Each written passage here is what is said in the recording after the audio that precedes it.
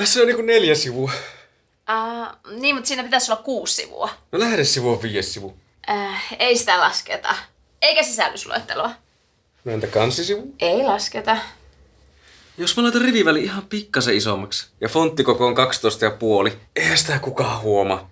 Kato, nyt tuli puoli sivua lisää. Joo, ja hei, sä oot käyttänyt koulun nimestä lyhennettä. Kirjoitapa joka paikkasi kokonaan auki. Jes, hyvä idea. Ja voidaanko korvata kaikki ja-sanat sekä sanoilla? Ei me niin voi tehdä.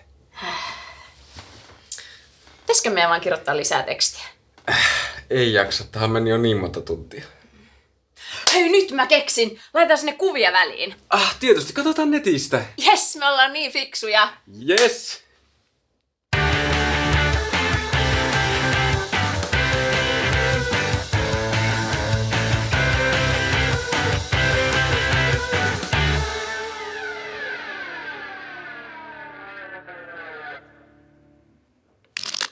Ahaa, 12,5 pistettä. Arvasin.